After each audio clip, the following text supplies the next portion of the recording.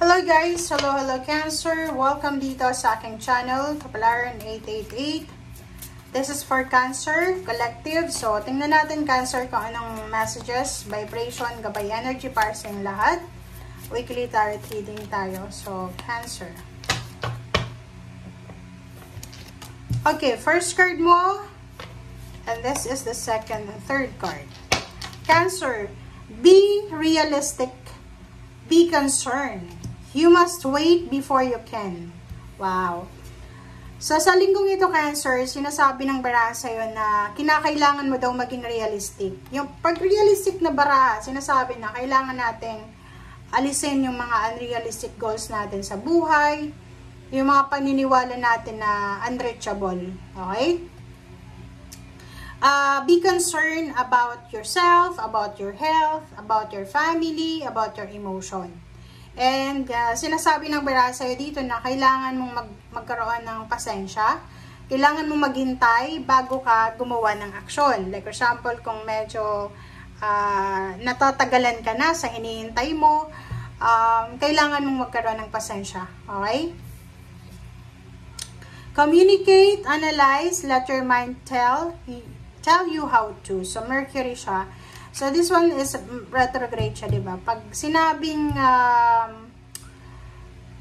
pag may Mercury retrograde, diba? Parang, ang daming mga, eto yung communication, hindi maganda, yung mga technology, ganyan-ganito. So, sinasabi ng baraha na, for this week, sinasabi sa'yo na, communicate wisely and clearly. So, wag tayong paligoy-ligoy, wag tayong maging emotional.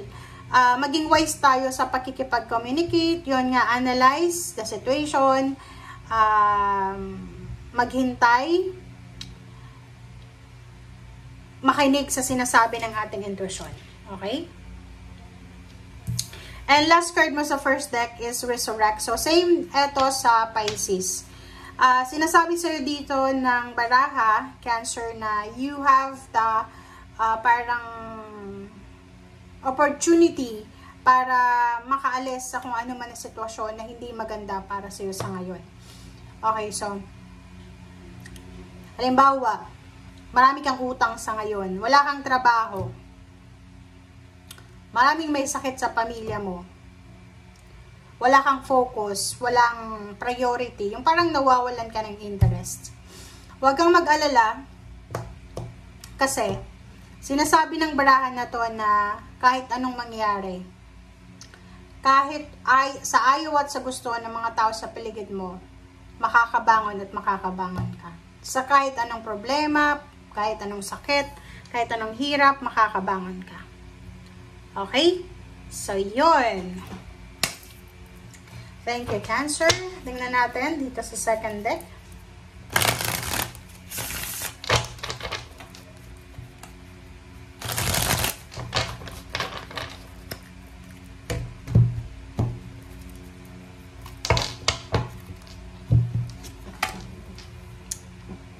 Okay.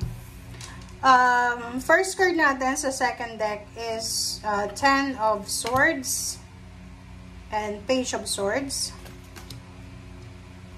So, nakikita ko sa'yo dito, it's either ikaw yan or ibang tao to. But makinig ka muna, wag mo kong i-bash. Basahin natin siya the other way around. Okay? Kasi baka magalit ka, i-bash mo ako. Okay.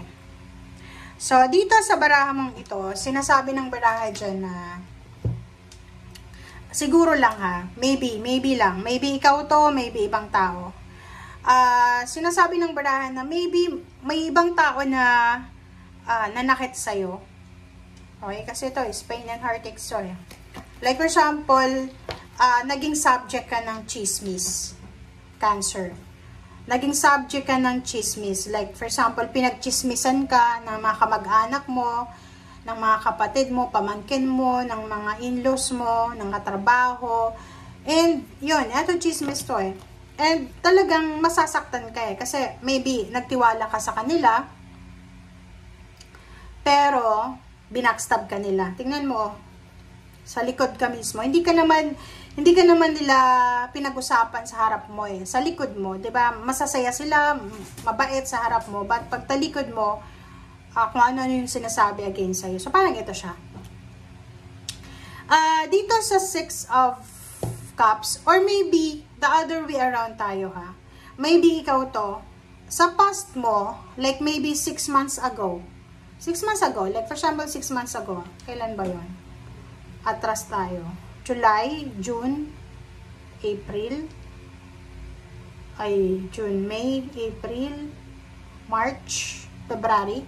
So, parang ganun. February, January, February, within the 6 months. Like, for example, magsimula tayo February, March, April, May, June, July. Parang ganun. Sa 6 months na yan, posibleng ikaw, kasama yung mga chismosa na friend mo, kakilala, meron kayong pinag-usapan or meron kayong chinismis or maybe hindi ikaw yan eh. Maybe ikaw lang yung tagatanggap ng balita. Maybe meron kayong GC. Maybe palagi kayong nagbi-video call just to talk about someone, 'di ba? Hindi na like 'di ba? Kasi usual ako pag nakikipag-video call ako sa mga kaibigan ko, yung pinag-uusapan namin is kaming dalawa, kung tatlo kaming nag-video call, 'di ba? Hindi kami nag-uusap tungkol sa ibang tao kasi unang-una, pare-pareho kaming busy. So, kung halimbawa na may pagkakataon na pareho kaming tatlo na nakakapag-usap together, ano na yun? Sobrang swerte na eh. Kasi pare-pareho kaming libre, free sa oras na yun. So, wala nang oras para pag-usapan yung ang pinag-uusapan about my family, like yung anak ko, yung asawa nila, yung mga anak nila, yung magulang, ganito. Pero we're not talking bad. Kasi meron kami na parang pact. Okay? Yun. Meron kaming pact na kahit hindi kami magkita araw-araw, we need to have trust to each other, for each other. And kung may gusto kami sabihin, like for example, tatlo kami, magkakaibigan. Kung nagagalit ako sa isa, hindi ko pwedeng sabihin doon sa isa. And pag nag-away kaming dalawa, netong isang na to, like kami, yung isa hindi dapat niya malaman. Kung mag-away silang dalawa, dapat hindi ko rin malaman. Parang ganon. Ganon yung kondisyon until na magkabati-bati kaming tatlo. Kasi ganon eh. Kasi pag nalaman ko na nag-away sila, pwedeng magbigay ako ng comment or ng kung ano-ano. So, ganon yung pact namin. And nandun din sa pact namin na hindi kami pwedeng magdala ng negative energy sa buhay namin by talking about the business of other. Diba?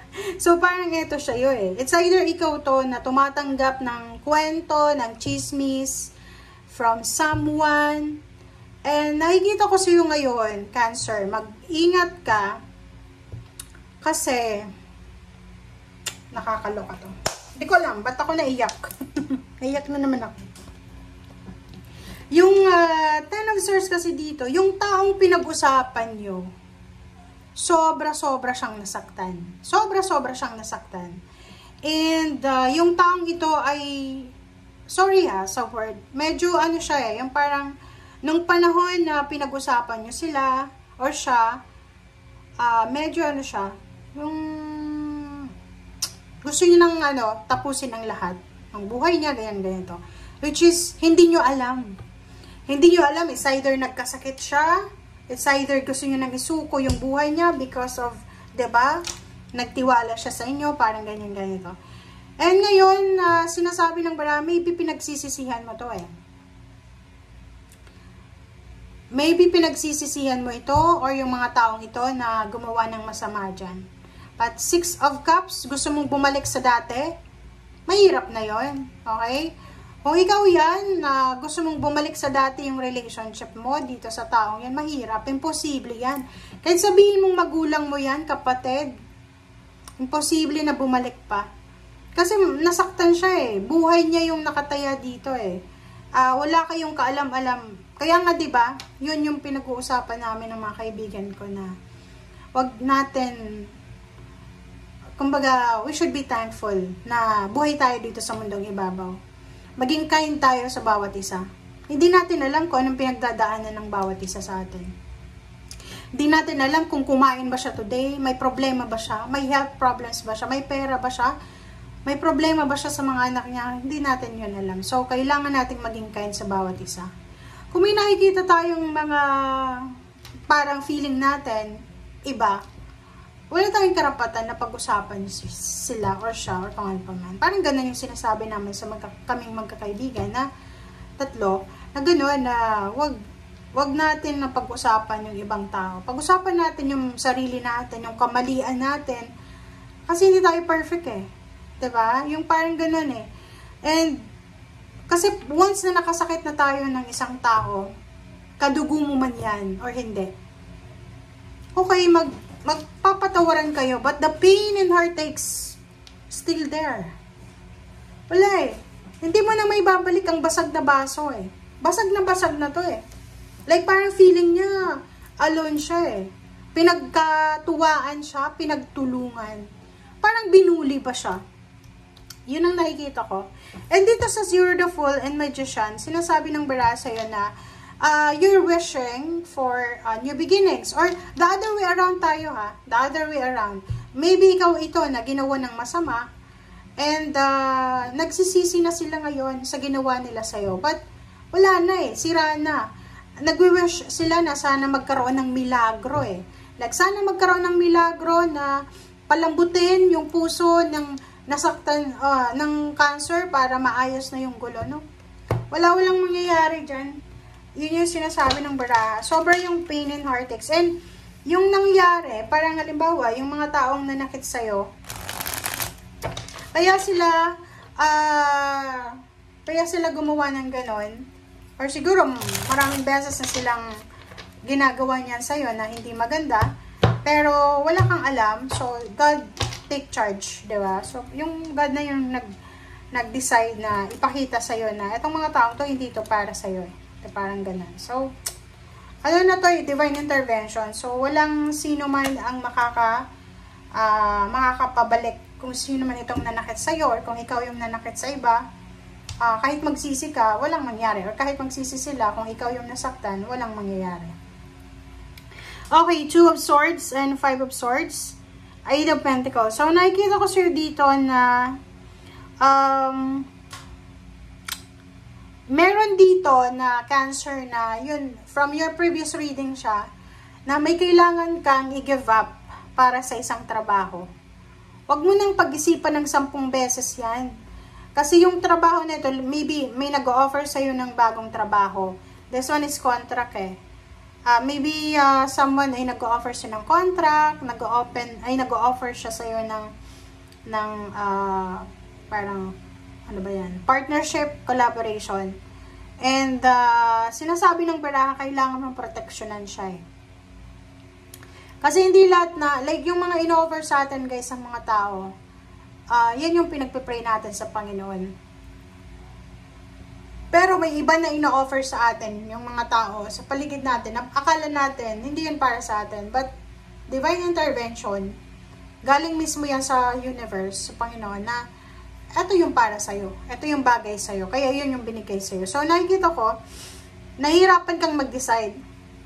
It's either new job contract, new place of work, or kung ano man siya, new position sa trabaho, or maybe, halimbawa, nawalan ka ng overtime, nabawasan yung overtime mo, parang ganun. So, sinasabi ng baraha sa'yo dito na malaking bagay itong linggong ito na pwedeng, yung linggong ito, siya yung magde-decide siguro sa'yo for the next months. Like, kung ano yung decision mo sa linggong ito, eto yung outcome, or eto yung magiging outcome or rason para maging masaya ka sa mga susunod na buwan, especially December. Okay, so thank you guys for watching. Bye!